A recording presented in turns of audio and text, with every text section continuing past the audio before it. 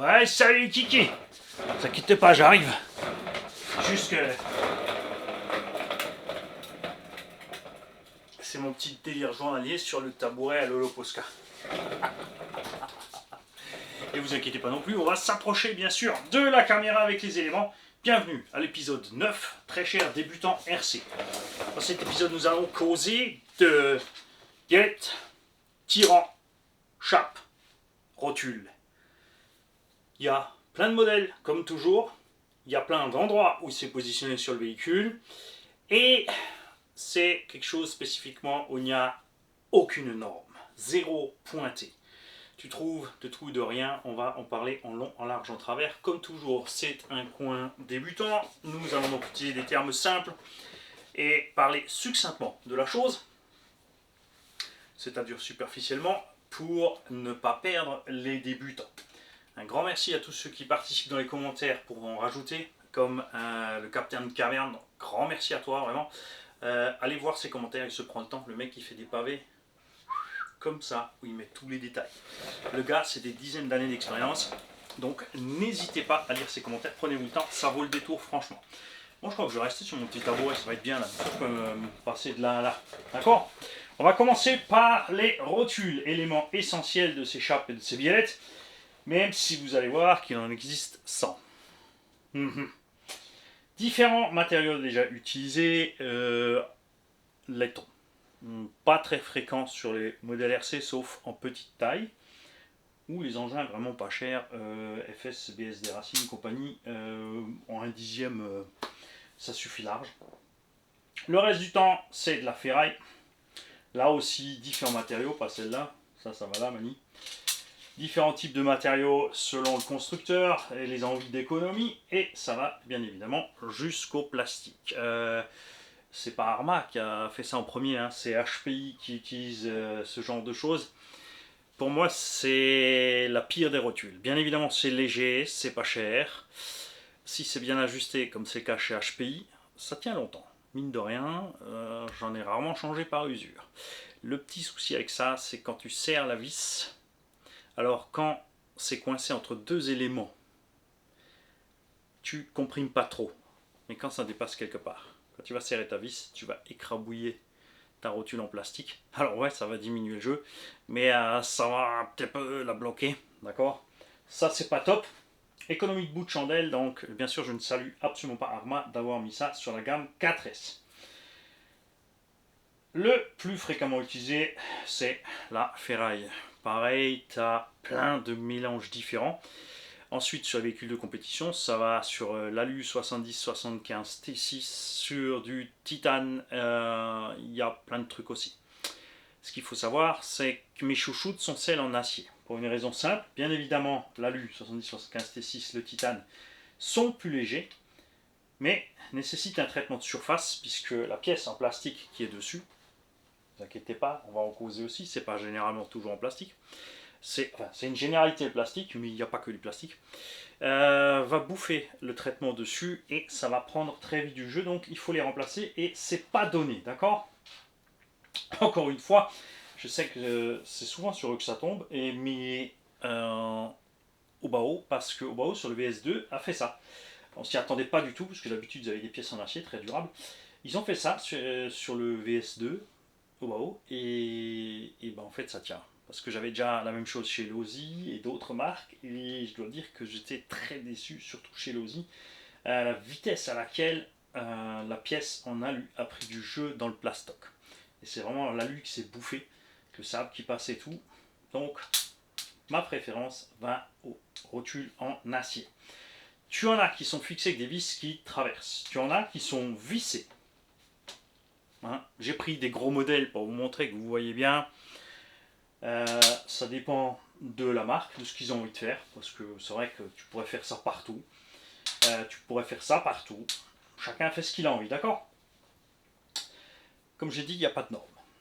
Et c'est bien là le problème, puisque tu as plein de diamètres de sphères différents, donc le diamètre de la rotule même.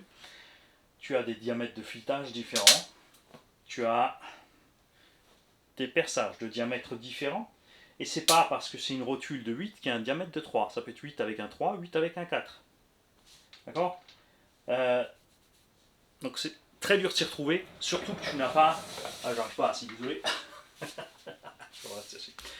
Tu n'as pas de descriptif constructeur. Le constructeur ne te dit pas, dans la nomenclature de ces pièces détachées au catalogue, c'est une rotule de 8 par 3. Ça, tu sais que c'est un diamètre extérieur de 8 avec un trou de 3. Ça, c'est une chose. Ensuite, il ne te donne pas la hauteur de ta rotule, puisque tu as des rotules qui n'ont aucun rebord. Donc, tu as juste la hauteur de la pièce. Si c'est donc une rotule de 8, forcément, elle fait 8 mm de haut. Peut-être un chouille de moins parce qu'ils auront mis 2 méplats. Tu en as qui sont équidistantes au milieu. Et tu en as qui sont décalées comme ça. Ça se retrouve beaucoup chez Traxxas. Je vais t'expliquer pourquoi. Les grands débattements de suspension, Summit et Revo à l'époque, nécessitaient ce genre de choses pour que la biellette soit dans le bon angle, pour que ta roue, même si tu as un débattement de suspension de débile, le Summit c'est 120 mm par roue, 12 cm, que la roue peut bouger d'en haut jusqu'en bas, et elle va garder le même angle sur les 12 cm, d'accord ? Exemple très simple de ce genre de choses absolument pas maîtrisées, Hobbytech. BXR S1, B8 SL, BXR MT, Rockterra. Alors attention, ils ont fait des modifs sur le BXR. Mais là, on voit clairement que la roue, elle part un peu dans tous les sens, d'accord ? Et c'est dû à ces angles qui ne sont pas bons. C'est pas très grave dans la définitive, ça fonctionne quand même, ça roule, tu t'amuses donc, tu t'inquiètes pas. Ok ? Donc ça, c'était pour le passage des rotules. Hein ? Si vous avez vu d'autres systèmes, vous n'hésitez pas. Tu as des rotules qui sont montées par exemple sur des bagues. Ça, c'est principalement utilisé sur les barres stabilisatrices. Puisque cette bague va se fixer sur la barre, bloquée ici avec la vis sans tête, qu'on appelle un BTR. Et ensuite, tu vas mettre ta chape. Chape, donc épisode suivant de la chose. Les chapes, c'est encore pire, puisque tu as différents diamètres de trous. Tu as différentes épaisseurs et tu as différents diamètres de fixation. Ici. Là aussi, zéro référencement, chacun fait ce qu'il veut. Chaque constructeur, en fait, quand il fabrique son véhicule, fait l'échappe à la forme dont il a besoin. La plupart du temps, ce sont des chapes droites, à beaucoup d'endroits du véhicule. Et ce genre de chape ici, par exemple, arrive côté roue. Côté roue, soit sur le triangle supérieur ou le tirant supérieur ou la biellette supérieure ou la biellette à pas inversée supérieure. Enregistre, ça arrive après. Puisque tu as ta roue ici. Tu as ton voile de jante. On va partir sur une roue à 0 offset. Donc voile de jante extérieur. Et ça, c'est fixé là. Donc quand ta suspension va travailler, ta roue va aller niaquer ça. Pareil avec la direction. Quand tu vas braquer, ta roue va tourner et tu vas aller niaquer cette pièce. Exemple très simple, sur le Yukon TB7. J'ai monté des roues à Navy qui sont disponibles d'ailleurs chez Model Bormetz à 19,95 la paire, en blanc ou en noir. Ces roues ont un demi-offset, mais sont tellement larges qu'elles vont niaquer la biellette. Moi, pour marque, je roulais, j'étais content, je suis toujours content. Il y en a beaucoup qui m'a écrit, alors moi je l'ai fait, j'ai vu que ça me touchait, je suis allé rouler, j'ai frotté un bout de ma biellette. Moi j'ai bien poncé, ça me dérange pas.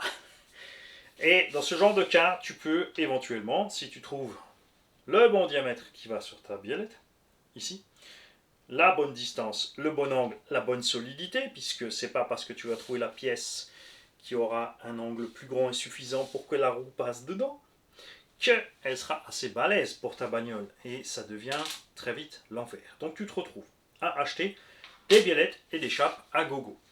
Bien sûr, si tu es sur du 1.10, tu vas voir sur les autres marques 1.10. Si tu es en 1.8, tu vas voir sur les autres marques 1.8. C'est quelque chose qui te revient très vite cher. Moi, j'en ai des boîtes pleines, puisque, pareil, je fais une commande. Des fois, il te manque 5-10 euros pour arriver à une commande frais de port gratuit.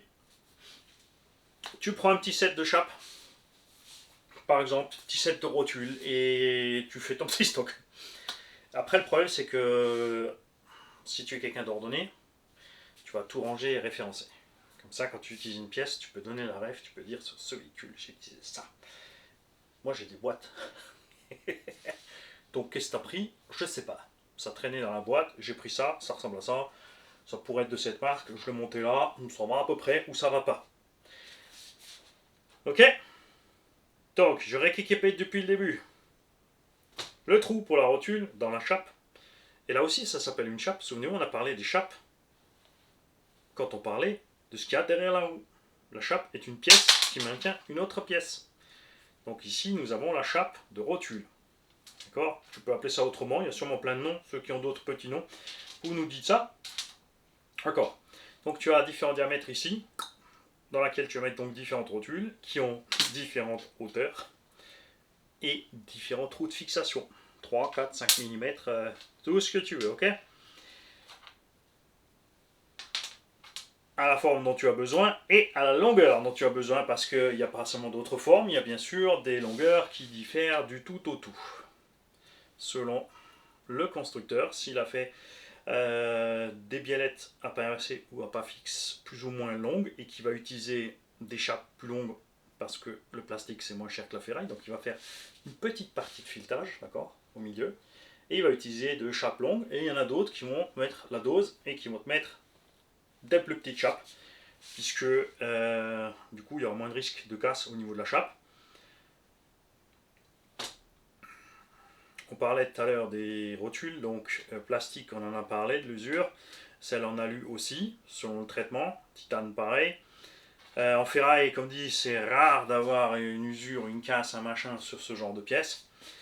Sur tes chapes, ici, tu peux déchirer. D'accord? Sur une jonction de soudure, selon comme le fabricant l'a fait. Tu peux déchirer. La plupart du temps, tu ovalises à force d'user. Tu peux déchirer. Tu peux casser sur une pliure là, ou tu peux le déchirer du filetage. C'est-à-dire que ça va se fendre ici, ça va se barrer du filetage. Ça, ce sont les 4 pannes principales là-dessus que tu peux avoir. Selon le cas aussi, ce montage en ensemble, si tu as une sphère sans rebord qui va là-dedans, hop, tu vas prendre celle-là. Comme je l'ai dit tout à l'heure, si c'est une pièce qui est coincée, donc par exemple au niveau d'un porte-fusée, elle va être prise en sandwich entre les deux. À l'avant, en général, c'est double. À l'arrière aussi, il y a des marques qui font simple, donc tu te retrouves comme ça. Si tu mets juste ta vis M3, tu peux dépoper, ce qu'on appelle. Quand ça arrive en roulant normal, souvenez-vous le Hobbytech RR21. Pourquoi tu prends encore Hobbytech comme mauvais exemple?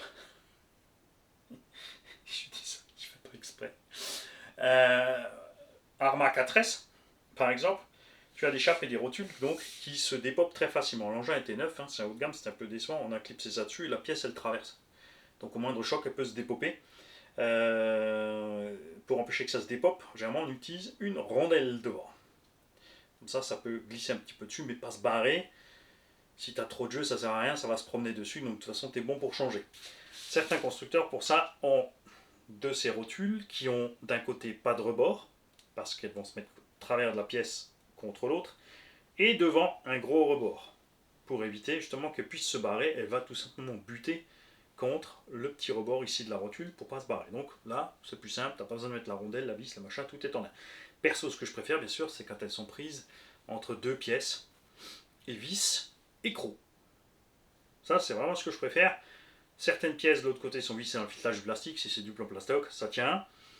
Principalement, il ne devrait pas y avoir trop d'efforts qui devraient arracher ce filetage, sauf si ça arrache en diagonale, puisque le reste du temps tu bouges comme ça, donc ça va. Ces chapes et ces rotules sont utilisés donc sur les tirants ou biellettes, t'appelles ça comme tu veux. Ça peut être à pas fixe, c'est-à-dire que tu as une tige filetée, que tu dois visser celle-ci dessus, celle-ci se visse dans le même sens. Donc quand tu veux régler, il faut sortir ta biellette, serrer un côté, serrer l'autre, si tu veux rester toujours à la bonne distance. Il y en a qui s'en fichent, ils vont juste serrer plus ou moins à l'extérieur pour se mettre à la bonne distance. Tu as des trucs à pas inverser. Comme tu montes des pièces en plastique, tu n'as pas besoin de faire gaffe. C'est au moment où tu mets ta pièce en plastique sur le filetage que tu fais le filetage dans la pièce. D'accord? Quand tu démontes après et que tu remontes, si tu te trompes, tu ne vas pas le remarquer. Tu vas refaire le filet là, tu vas refaire le filet là. Bien sûr, la pièce en plastique dedans sera un peu abîmée. Alors peut-être plus de chances de sauter, mais c'est vraiment très rare. Donc si tu veux pas te planter, tu te fais une petite marque du côté du filet. Tu en fais une sans repère, c'est celle qui ira de l'un côté, et tu fais un petit repère là, un petit repère là, c'est celle qui ira de l'autre côté. Comme ça, quand tu remontes ta caisse, si vraiment tu as démonté jusqu'au bout, tu vas t'y retrouver. Ou si par exemple tu as plié ou cassé une de ces biellettes, évidemment là, ça sera plus simple pour récupérer tes rotules. Le bon sens pour être sûr que ton filetage va les vivre longtemps. Tu as des fixes en plastoc, d'accord. C'est rare, mais tu peux trouver des fixes en ferraille. Enfin, c'est rare. Chez les équipementiers, tu peux trouver des fixes en alu complète, je veux dire, ou en ferraille de devant jusque derrière, qui ont des fois même pas de rotule, ou qui ont des rotules intégrées dedans. Ça, on va en parler encore sur un autre moment de la vidéo, parce que c'est un peu spé, je suis pas super fan.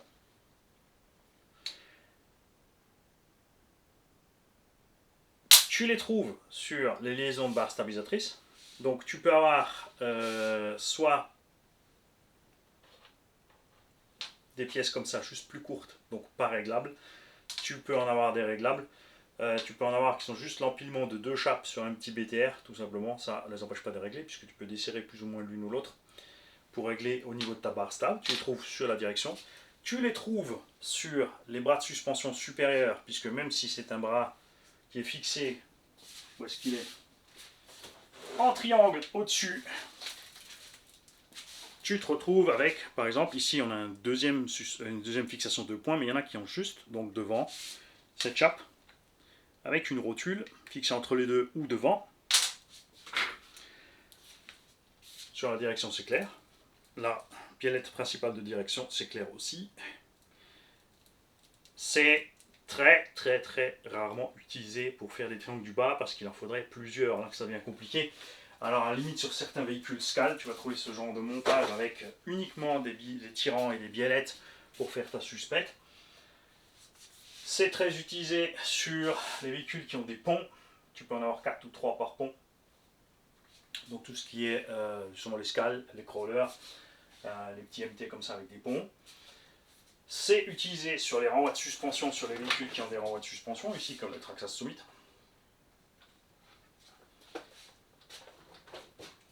Et ma foi, je crois que c'est tout. Il n'y en a pas d'autre. Ouais. Tu peux trouver parfois de ces biellettes à l'intérieur du véhicule pour renforcer une liaison, pour éviter un flex entre le diff central et l'arrière, ou la cellule avant et le diff central. C'est Hot Bodies qui avait fait ça avec des chapeaux et des rotules. Les autres ils mettent des barres. Tiens, dans le Arma 4S par exemple, il y a une barre quand même avec 2 chapes et 2 rotules au bout. Hein, tout ça, tu vois partout où ça se trouve. À la base des suspensions. Là, il y a différents modèles en plus, puisque tu as ce que je préfère, ceux qui ont le trou pour mettre la vis pour fixer ta coupelle d'amorto avec. Tu as ceux qui ont un détrompeur, et il y en a qui ont rien du tout. Ok? Principalement en plastique, tu en trouves néanmoins en alu. Le moins bon exemple, c'est bien sûr celle qui est en alu sans la moindre rotule. Les pièces comme ça ont des rotules puisque tu as un mouvement. Bien sûr, tu vas me dire, sur un amortisseur qui est monté comme ça, avec la suspension qui travaille par là, on est quand même relativement linéaire, mais tu n'oublies pas qu'on flex avec le plastique et les efforts. Bien sûr, oui, si tu es full aluminium d'en haut jusqu'en bas, ok. L'autre avantage de la rotule, bien sûr, c'est qu'elle est fixe et que ta chape, elle peut tourner autour. Donc, ton mouvement, voilà, il se passe ici. Ta rotule ici est bloquée entre les deux pièces et c'est la chape qui bouge sur la rotule. Dans ce genre de montage-là, FG utilise ça en 1/5 par exemple avec, le bout de la morteau, donc la chape est en plastique directement dans le triangle, la vis à travers. Si tu serres trop ta vis, tu vas coincer ici, d'accord? Et si tu ne serres pas tout à fait, tu vois un petit jeu, donc des petites usures, des machins, des bidules. C'est quand même relativement rare, surtout comme ça en ferraille, d'avoir ce genre de choses fixes. C'est des solutions ultimes pour certains engins où il y avait des problèmes comme le Savage XL sur justement les chapes de suspension d'origine en 3 mm, très fragile, Donc pour pallier au problème, certains équipementiers ont sorti des billettes full alu. C'est logé en plus dans le triangle, c'est pris dedans, c'est pas juste devant ou derrière, tu ne serres pas ta vis à fond, ça se passe bien et nous allons les installer notamment sur ce HPI Savage. La vidéo arrive, vous allez voir pourquoi. Tu trouves les versions alu avec les rotules dedans en ferraille de différentes qualités encore une fois là. Je suis beaucoup moins fan de ça, puisque le problème de ça, c'est que la sphère dedans, qui est là maintenant en ferraille, est plus dure que la chape en alu, et ça va se bouffer. Au bout d'un moment, ça va se secouer, et généralement, après, ça se décroche, ça fout le camp. Alors quand c'est une pièce coincée quelque part, ça va un moment. Quand c'est une pièce qui est montée devant, ça va s'arracher. Les pires des montages, mais c'est souvent utilisé sur les scales, donc des engins qui vont pas vite, où on n'a pas trop d'efforts dessus, donc c'est pas trop grave, mais c'est des pièces que tu vas pas monter sur des véhicules où tu vas rouler plus vite. Tu as la pièce en alu ou en ferraille, avec ta rotule en ferraille, qui est dans une bague sertie dans la pièce. Ça va prendre 3-4 coups, et je te promets, plop, ça va tomber. La pièce sertie va sauter. Donc, pour pallier à ça, certains qui faisaient ça souvent, comme GPM, tu vois, ici tu prends 2-3 chocs sur la morteau et tu as ton truc qui va sauter ici. Donc tu as beau mettre, alors tu peux mettre un joint torique devant, derrière une rondelle devant, pour minimiser le moment, mais ça va t'arriver quand même.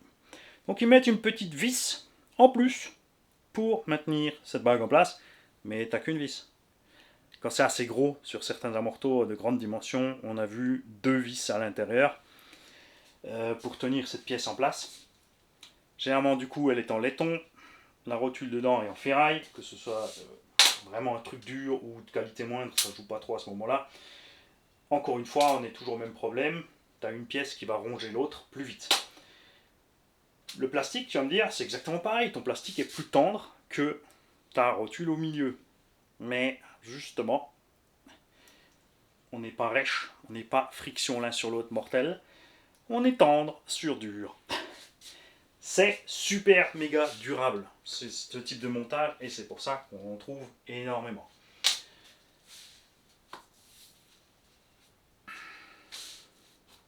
Donc du coup, tirant aux biellettes, il y a encore sûrement d'autres noms, pour ceux qui savent.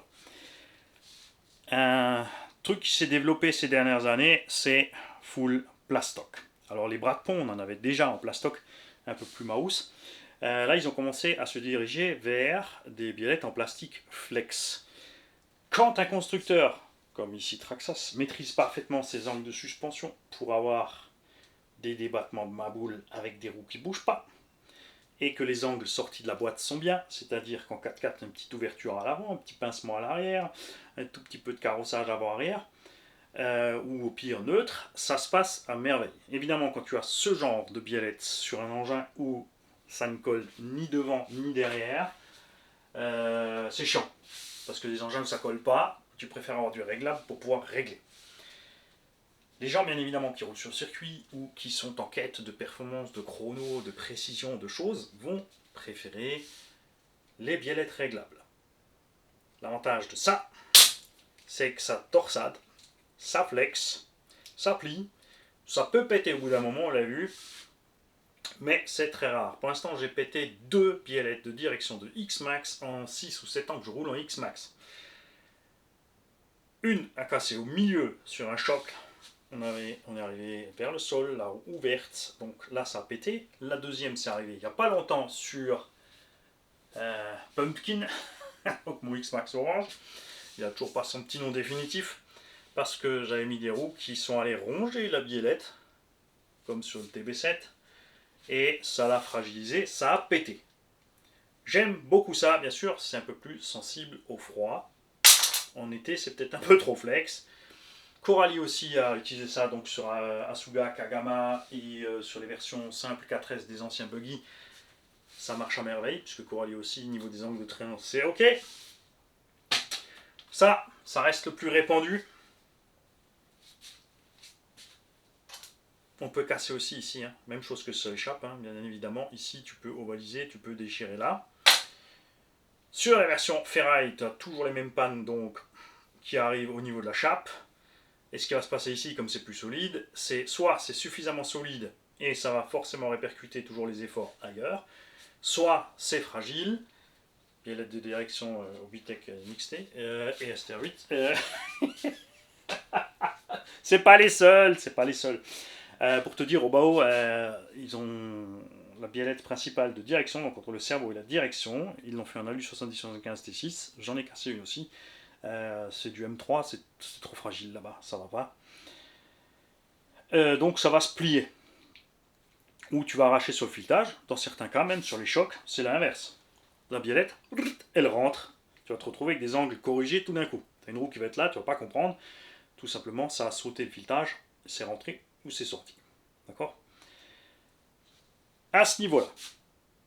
Donc là, c'est pareil. Hein. Pour les biellettes, on en revient au même que pour les chapes. Filetage, ils font ce qu'ils ont envie. Généralement, c'est du 100 ou du 125, mais en taille de filet, après en diamètre, M3, M4, M5, ils font ce qu'ils veulent. La plupart du temps, ce sont des pièces forgées. Ok? Plus cette pièce est grande par rapport au reste, plus ta pièce est chère. D'accord? Il y a des biellettes qui sont très chères. Elles sont en M4 ou M5 et au milieu, on a de quoi poser une clé de 7 ou de 8 pour travailler comme il faut. D'accord? Mais c'est cher. Certains, pour simplifier la chose et faire moins cher, ont le même diamètre de devant que derrière et un trou à travers. Tu glisses une petite pointe, une clé Allen pour régler à travers le trou. Bien sûr, l'inconvénient, c'est que ça peut fragiliser la pièce. Par contre, ça m'est jamais arrivé de péter ici, à ce niveau-là, pile au niveau du trou. Faut dire ce qu'il y a. T'as des pièces qui sont plus ou moins bien forgées, où tu as une belle empreinte de clé, et t'en as où c'est complètement merdique, tu mets ta clé, la ferraille est tellement molle, si ça va un peu dur, ta clé tombe dessus, la pièce s'arrondit, ça dépend des marques. Il y a de tout et de rien. Sur les biellettes à pas RC, en général aussi, tu as un petit repère pour te dire dans quel sens tourner pour ouvrir ou fermer. Petite encoche là-dessus, certains constructeurs vont toujours mettre ça vers l'extérieur, donc de tous les côtés c'est vers l'extérieur, d'autres vont le mettre vers l'intérieur, moi je mets tous dans le même sens. Donc côté gauche je vais mettre ça dehors, côté droit je vais mettre ça dedans, comme ça je sais que ma clé de ce sens, elle va ouvrir et de ce sens elle va serrer. Chacun son truc, chacun fait ce qu'il veut. Bien sûr si tu fais du mélange en montant tes trucs, tu vas pas t'en sortir, ça c'est certain. Hein? Donc tu fais gaffe à ça. Quand tu as des biellettes en plastique, souvent il existe des options pour les remplacer par des pièces en ferraille ou en alu. Mauvais choix chez Traxxas de mettre la biellette Traxxas, très chère, en alu 70-75 T6, avec deux embouts contre-filetés et t'échappes au bout parce que le filet pète dans la pièce en alu. Après ici tu vois, regarde, on a une biellette Arma. Je peux régler sans problème à la même longueur. Ça va coûter certainement moins cher que la pièce d'origine Traxxas. Mais sur la direction de mon X-Max ou de mon XRT, bon, je préfère ça. Je préfère ça. Je fais le cochon avec, donc là, la roue peut bosser. Quant à ça, en biellette supérieure, même chose, que ce soit des biellettes ou des bras, hein, petite parenthèse sur les bras, on en a déjà parlé de la possibilité de flex, c'est quand ta roue va taper sur le côté, ça va se plier et tu vas rien abîmer. Ça, comme dit, tu peux péter ta chape, ton porte-fusée, ta fixation ici sur la tourelle de suspension ou sur le châssis selon où c'est fixé. Je dis châssis parce que Team Magic E6 par exemple c'est fixé au châssis. Donc tu peux péter là.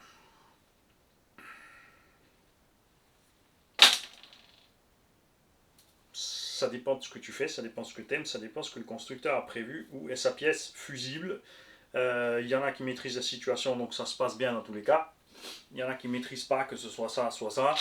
Il y a des marques qui ont fait des biellettes comme ça qui sont nickel et des biellettes plastiques qui sont nazes. Et il y a des marques qui ont fait l'inverse, qui ont des super biellettes plastiques, Traxxas, et qui ont des biellettes option nazes. Et comme je te l'ai dit, c'est donc l'enfer pour s'y retrouver. J'ajoute aussi sur l'échappe un autre problème. C'est pas seulement que tu sais pas le diamètre, c'est pas seulement que tu sais pas la hauteur, c'est pas seulement que tu sais pas le diamètre du perçage. c'est qu'il y a encore le diamètre extérieur, parce que selon où tu vas monter ta biellette, tu n'auras pas la place, puisqu'il y a des biellettes qui sont plus compactes que d'autres, même si elles ont le même diamètre de sphère. Tu vois, celle-là va rentrer pile poil dedans, là où c'est prévu, celle-là va peut-être buter, dessus, dessous, ça va coincer, ça va frotter, ça va bloquer. Moyen de réparation, quand tu as déchiré le trou, donc quand tu as une fissure anale, t'es foutu. Quand c'est ovale, c'est pareil. À la limite, tu peux chauffer, écrabouiller un peu le plastique, récupérer la situation un petit moment, mais ça ne va pas tarder à lâcher. Si tu as arraché le filet, tu peux remettre avec de la colle. De préférence, pas de la cyanoacrylite. Si tu vas mettre dans les bielles plastiques de la cyano va durcir le plastique, risque de craquer plus. Après, si tu es sur le terrain, tu n'as rien d'autre, il faut ce qu'il faut pour t'en sortir. Quand tu as de ces chapes qui ont du jeu sur la rotule, et ça c'est une technique que nous a montré Claude du SAM 68. Salut Chap et salut Claude, les deux compères de folie là-bas qu'on croise tous les vendredis. Ils ont utilisé une vieille technique, c'est-à-dire de scier. Donc ils prennent une scie égoïne, ils vont faire une fente ici, et ils vont passer un tout petit trou M1, M2 et une petite vis M1, M2 pour écraser la chape, pour diminuer le jeu entre la chape et la rotule. Ça c'est bien joué. Certains constructeurs ont ça d'origine, mais généralement ce sont sur les grosses échelles que tu trouves ce genre de choses. Claude, tu me corrigeras, je sais que tu es quelque part dans les commentaires. Il y a toujours un œil dessus, hein, si je raconte des conneries. Après, il ne me loupe pas. Et il a bien raison.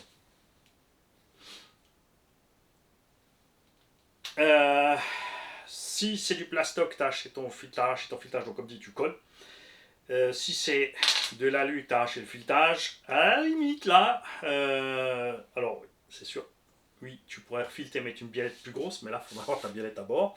Il y a une petite option, c'est de faire un trou, de fileter le trou et de mettre un BTR pour aller bloquer la biellette sur le filet. Il y a des chapes comme ça en alu fendu avec l'insert pour la vis déjà prévu. Tu fais ton réglage, tu serres la vis pour bloquer. Parce qu'il faut savoir, dans le plastique, donc c'est que ton filetage va aller dur, ça va coincer, tu vois.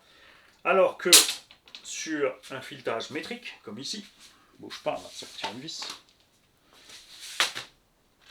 Regarde où tu vas avoir ton problème. Bien sûr, si ceci est une chape de suspension, tu serres à la butée. Mais sur une biellette, tu ne serres pas à la butée, puisque tu veux régler. Donc là, ça se balade. Il faut donc mettre impérativement un contre-écrou contre. Donc soit tu as un contre-écrou, soit tu as une vis pour aller bloquer. Sinon, c'est une limissière à ras, c'est la même merde. À la limite, avec du frein filet, différentes couleurs, tu peux aussi t'en tirer. Mais avec les efforts, à un moment, ça va travailler, ça va craquer, ça va bouger. Et bye bye ton réglage. Les biellettes à pain inversé. Celles-là, tu les trouves comme celle-là un peu partout sur le véhicule. Comme je t'ai dit, donc tu as la biellette de liaison principale entre le cerveau et la direction. Ensuite, tu as les biellettes de direction. Tu peux avoir ça uniquement en bras de suspension supérieur, notamment souvent buggy truggy 1/8 à l'arrière. D'accord? Tu as ce genre de choses. Et ces biellettes à pain inversé, tu les trouves aussi dans les triangles, par exemple FG 1/5. Un triangle qui est en deux parties par contre, et pardon, tu as une pièce qui est fixée sur le châssis qui est articulé. Ensuite, tu as deux pains inversés pour le reste du triangle, et tu peux donc régler non seulement la distance comme ceci, mais en plus, et ouais, les angles de train grâce à ce genre de choses. Sur un véhicule à pont, là aussi, tu as encore plein de choses, puisque tu as ce genre de biellettes fixes qui sont droites. Tu en as avec différentes formes selon le véhicule. La même chose avec les réglables, tu peux en avoir différentes formes. Là, tu vas pouvoir régler pour incliner tes angles de pont, pour changer les angles de cardon, selon ce que tu as prévu en débattement, en flex, en machin, en bidule, etc. Selon la hauteur de ta transmission. Tu as peut-être besoin que tes trucs de transmission sortent en haut pour aller vers ta boîte de vitesse. Si tu as un angle trop grand, ton croisillon il va coincer, craquer, c'est Mimi Serrara, c'est la même merde. Si c'est une noix et un axe de cardan, nos sachiens, c'est pareil, ça va coincer. Donc tu peux régler ça. Tu feras bien sûr attention sur le pont de régler gauche et droite pareil, sinon ton pont il va être décalé à droite ou à gauche. D'accord? Quand tu as ça en haut d'une roue, tu peux régler ce qu'on appelle le carrossage. Quand tu l'as à la direction, tu peux régler le paralysme, c'est-à-dire pincement ou ouverture. Sur le véhicule, souvenez-vous, je vous ai dit, hein, les épisodes s'imbriquent, donc si tu ne suis pas, tu recommences au numéro 1, parce que sinon, je te promets que tu vas t'y perdre. Sur les véhicules, comme le Evo 2, qui a les mêmes pièces donc sur le train arrière que sur le train avant, mais pas de direction à l'arrière, ces biellettes vont donc à la liaison châssis. Tu as la même chose sur l'HP Savage Flux, tu as la même chose sur le Sen GST, Nemesis, Colossus, Reaper, etc. C'est le même véhicule, hein, avec différentes longueurs, différentes tailles, différents noms, différents moteurs. T-Magic E6, E5 en 1/10, enfin il y a plein d'engins qui ont ça. C'est pareil, tu vas pouvoir régler grâce à ça le pincement du train arrière.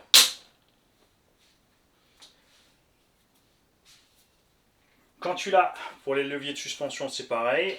Là maintenant, c'est pas réglable, mais il existe certainement un véhicule qui a un renvoi de suspension, donc un cantilever, où tu vas pouvoir régler. En changeant la longueur de ça, tu vas changer tout simplement la hauteur de caisse. Tu vas la rabaisser ou tu vas la rehausser, sans changer la réaction des suspensions. C'est ça qui est phénoménal. Et donc, petite synthèse, tu évites dans tous les cas les trucs avec des inserts en laiton dedans et ou en alu pas cher ou en ferraille blanche directement dans l'alu. Ça, c'est pas bien. C'est le premier truc qui va sauter. Limite, comme dit, s'il y a une ou deux vis pour tenir le truc, ça va aller un moment.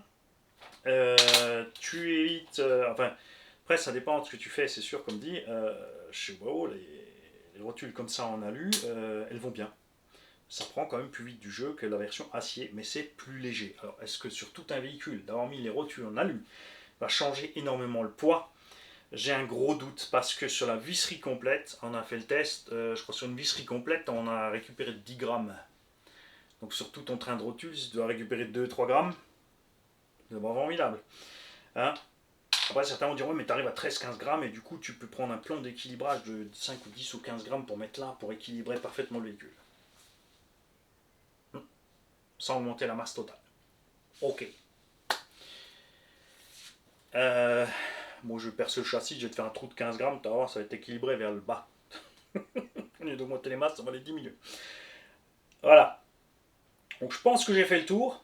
T'as vu même que si ça a l'air succinct au départ, mine de rien, ça en rajoute, en rajoute, en rajoute, en rajoute. Tous ceux qui en savent plus, qui ont d'autres idées en tête, qui ont vu d'autres montages, vous lâchez dans les commentaires. Si tu es bien sûr débutant et que tu as des questions, tu n'hésites pas, tu demandes. Ok, si c'est quelque chose dont j'ai parlé dans la vidéo, je vais te dire, regarde encore une fois la vidéo. Mais ça va être pour taquiner, et puis après, généralement, je repasse 5-10 minutes après, je te donne ta solution, parce que je suis un peu taquin, mais je suis pas toujours mauvais. Ça dépend des marques. Et...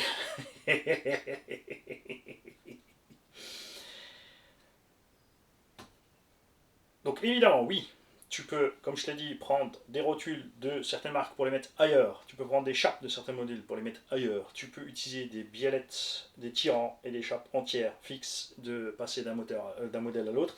Et évidemment, dans le cas de ce genre de truc fixe, prendre une fixe d'un modèle pour aller sur l'autre, c'est chaud puisqu'il faut que tu aies la même longueur. Ça, c'est pas trop fréquent. D'accord? Mais remplacer un truc comme ça par un truc d'une autre marque réglable, oui, ça, tu vois, c'est parfaitement possible. Il n'y a pas de souci. Là aussi, hein, que ce soit pour les plastiques, hein, on a parlé des matériaux ici, bien sûr, il existe, chaque marque a son petit plastique à lui. Hein, il y en a qui ont une super maîtrise du plastique et il y en a qui ont toujours encore des problèmes, donc ils vont rajouter une tonne de matos, ce qui n'est pas forcément la meilleure solution, plutôt que de changer le matos. Tu sais pourquoi ils font ça? Parce que c'est beaucoup plus simple, c'est moulé, d'accord? C'est-à-dire que le moule est plus grand que la pièce, et tu coules le plastique dedans. Donc quand tu veux renforcer une pièce qui est trop fragile, tout ce qu'il faut faire, c'est fraiser dans le moule. Ça coûte pas grand chose. Tu enlèves des couches dans le moule pour augmenter la quantité de matos mis sur le véhicule. Par contre, refaire un moule, ça c'est beaucoup plus cher. Et ensuite, lancer une production d'un nouveau plastique, ça c'est aussi compliqué, puisqu'il faut trouver le bon mélange. Après, il faut faire des essais. Et après, sur la production suivante, tu changes tous les matériaux. Et là, tu te retrouves avec des revendeurs, des clients qui ne savent pas est-ce que je vais avoir la vieille pièce ou est-ce que je vais avoir la nouvelle pièce. Il y a des marques qui communiquent à ce sujet quand ils font des améliorations et des trucs. Et il y en a qui te disent rien. Il y a même la référence qui ne bouge pas. Tu ne sais rien du tout. Mais clairement, ils ont modifié un truc. Des fois, quand tu vois à quelle vitesse certaines pièces pètent par rapport à d'autres, tu te dis, il y a quand même un petit souci. On a vu même des couleurs de plastique différentes sur certaines marques. C'est le même châssis, même machin, mais il y en a un qui est le gris, c'est un gris sombre, l'autre fait le gris clair. Il y en a un qui est noir, l'autre un peu plus mat, l'autre un peu plus brillant. On a Obao qui a eu ce genre de problème quand ils ont déplacé la production en Chine pour diminuer les coûts. On s'est retrouvé avec des plastiques totalement merdiques. Catastrophe.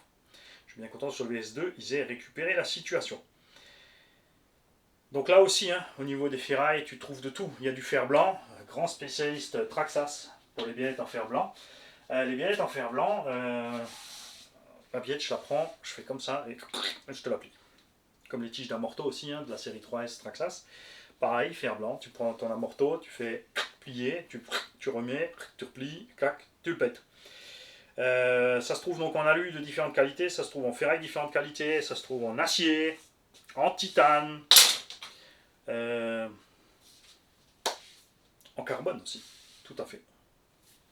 Bien sûr, mon équipementier qui doit s'amuser à faire des petites biellettes en carbone, puisqu'on a aussi trouvé des cardans en carbone. Ça, c'est l'avantage du zéro vibration et pas de poids en rotation. Je fais vite un tour de mes véhicules pour m'assurer que je t'ai rien oublié dans l'histoire.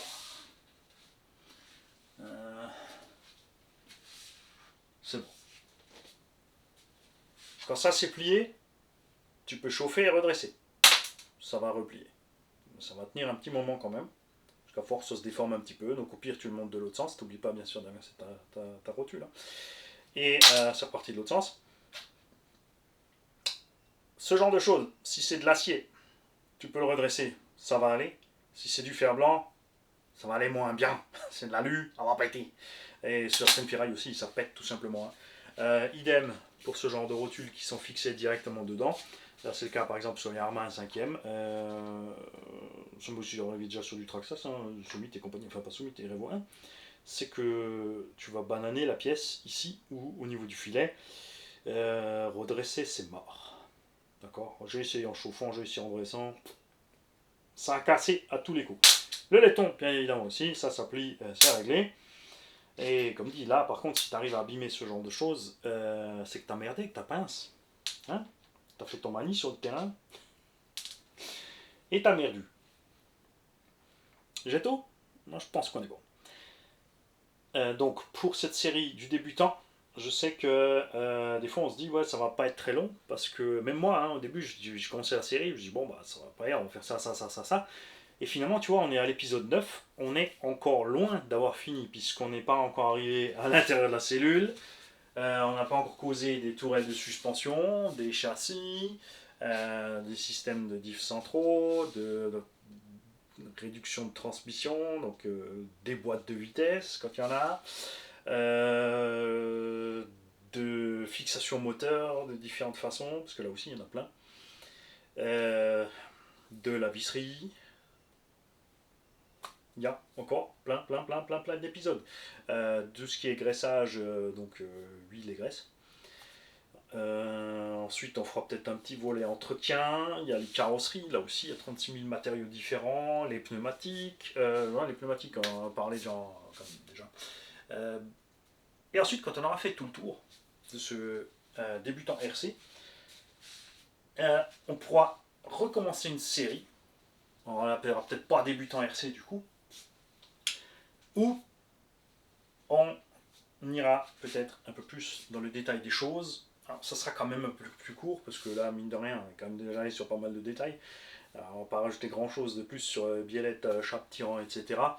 Ça sera peut-être le cas sur plutôt les éléments mécaniques plus complexes comme les suspensions et les diffs, la chassimétrie. Et encore, comme dit, amorto, chassimétrie, diff, RS, RC. Renault Savoia RC. D'accord? Tu vas voir sa chaîne, tu écoutes bien les tutos parce que c'est nickel. Moi j'aime beaucoup ce qu'il a fait.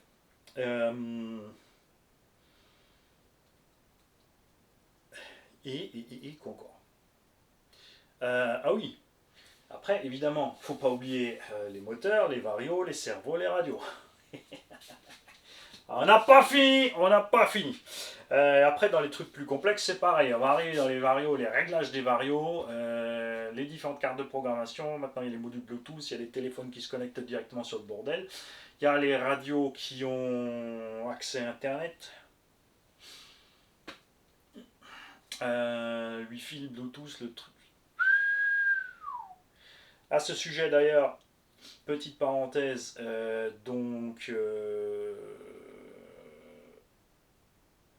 j'ai oublié le nom de la marque. Les machins bidules Hypergo ont annoncé un 1 dixième. Donc MJX, allez voir le site MJX parce qu'ils ont annoncé un 1 dixième. Alors descriptif, il y a 2-3 trucs qui collent pas dans le descriptif.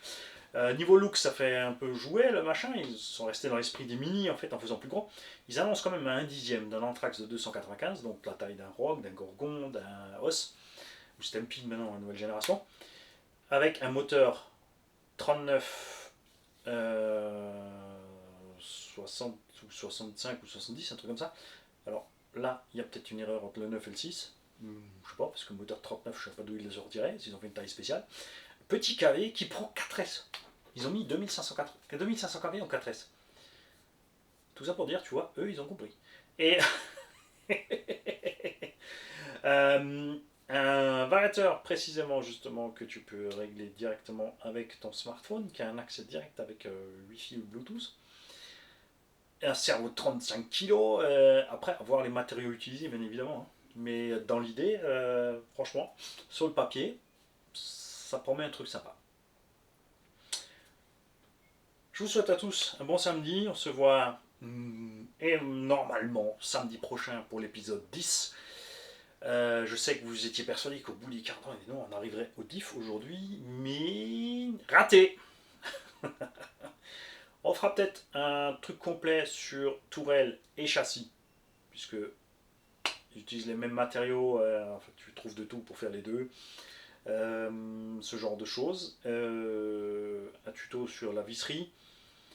On inclura aussi, je pense, ouais, si, ça en fera quand même dans le truc débutant, même s'il faudra peut-être un peu plus d'outillage, tout ce qui est sortir une vis qui a un problème avec sa tête, de différents endroits, donc différents types de vis, de différents endroits. Le pire étant bien sûr le puits au fond où tu n'as pas accès avec ton outil. Tous ces trucs là. Et on regroupera, enfin on fera peut-être les tutos à la fin pour les choses qu'on dit plus complexes, suspension et différentiel. Allez voir quand même la playlist Le Coin du Débutant, hein, parce que là, débutant RC, je le mets dans la playlist Le Coin du Débutant. On a les anciennes vidéos Le Coin du Débutant, où vous avez déjà pas mal de choses. Vous pouvez déjà apprendre plein de trucs sur le fonctionnement d'un slipper, d'un différentiel, d'une suspension. On a les tutos qu'on a fait avec RCDric, donc une partie du tuto qu'on a commencé sur la chaîne RC Garage 68. Passez sur la chaîne RCDric pour la suite des tutos sur la suspension. Cédric malheureusement arrête, il n'a plus le temps, il a d'autres choses à faire, mais il ne supprime pas sa chaîne. A fortiori, enfin, je vais encore une fois le mailer pour être sûr. Si jamais il veut supprimer sa chaîne ou en arrêter l'accès, ce serait, si c'est possible, qu'il nous envoie les fichiers pour qu'on puisse les mettre dans les playlists conduits débutants, etc. Machin. Les mini-machines, il a fait plein de tutos super sympas, de les intégrer pour qu'ils ne soient pas perdus. D'accord ?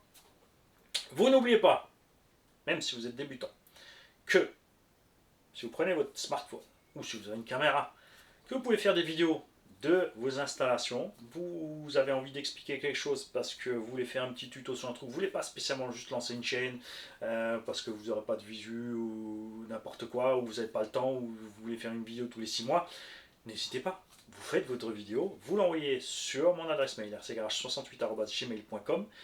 par grosfichier.com, Swiss Transfer, ce que tu veux pour transférer les fichiers, si c'est des gros fichiers. Et nous, on diffusera la vidéo avec grand plaisir, généralement à 16h, vidéo du goûter, réservée donc à toutes les autres chaînes RC, à toutes les boutiques, à tous les clubs. Les boutiques et les clubs, ils sont où là? Eh, vous allez vous réveiller.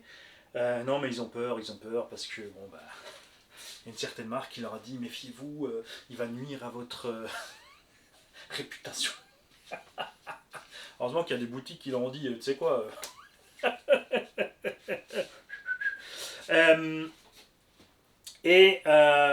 ouais, donc les clubs, les boutiques, les machins,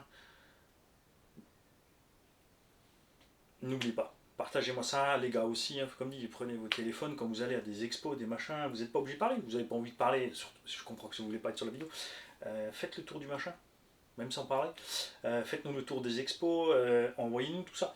Si vous ne voulez pas faire de vidéo, vous pouvez faire des photos, vous pouvez juste envoyer plein de photos et nous on fera un slide avec les photos pour diffuser tout ça. Comme dit, les vidéos de 16h, c'est pour tout et tout le monde. Tant que c'est RC, évidemment, c'est sûr. Allez, je file. Moi, je regarde par là parce que je suis déjà en train de réfléchir à ce que je vais faire. On va faire une vidéo sur la MGX Hypergo 14, je sais pas quoi, 14010, quelque chose comme ça. Et plein d'autres.